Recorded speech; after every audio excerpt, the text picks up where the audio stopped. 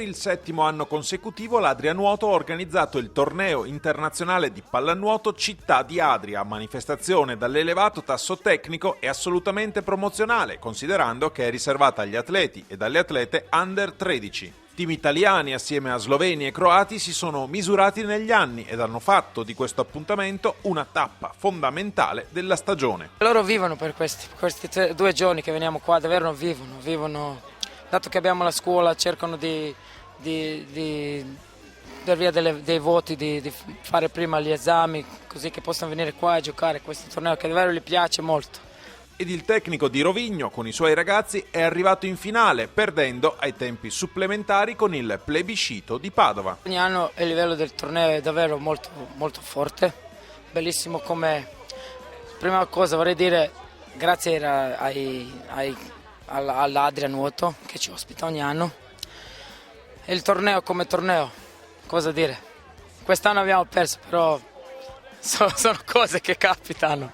Partecipo sempre più che volentieri perché a parte il clima comunque gioviale e sereno, si sta proprio bene, cioè è come stare nella nostra piscina di tutti i giorni e per i ragazzi è un'esperienza che comunque dà grande crescita. L'Adria Nuoto, che attende la copertura dell'impianto esterno per espandere le attività della pallanuoto tutto l'anno, è la pioniera di questo sport nel Rodigino ed organizza il torneo internazionale per crescere, raccogliendo spunti dalla nota scuola dell'Est Adriatico. Diamo noi l'ospitalità, quindi non è a carico delle società perché crediamo comunque che questo aspetto tecnico del torneo sia proprio legato al fatto di avere più realtà del mondo della pallanuoto e consideriamo che proprio è una considerazione che abbiamo fatto quest'anno che la Jugoslavia nel lontano 86 ci fece soffrire fino all'ultimo,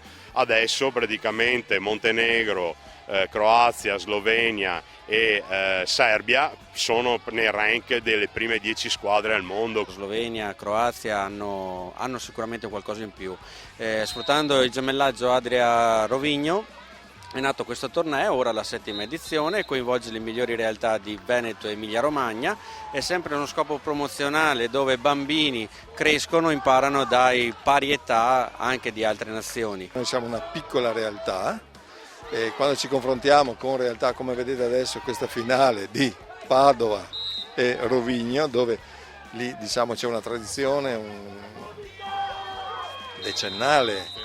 I ragazzini si confrontano con delle squadre più grandi, per cui hanno degli stimoli che noi dobbiamo cercarci di fuori. Comunque abbiamo le nostre belle soddisfazioni. Ecco. Un ringraziamento va naturalmente agli organizzatori che hanno predisposto questa bellissima manifestazione, vedo tantissima gente nonostante l'orario e devo fare un ringraziamento particolare a chi gestisce poi tutto quanto, che è Tony Baldetti, che da sempre ha fatto nascere questa voglia di nuoto, di nuotare qui ad Adria. È poi una società che lavora solo ed esclusivamente con i giovani, quindi per noi che amiamo lo sport, che lavoriamo nel mondo dello sport, quindi comunque anche nello sport degli adulti e dei professionisti, però lo sport dei giovani per noi è fondamentale, essere presenti e quindi fare il possibile per renderlo sempre più forte e più presente nel territorio.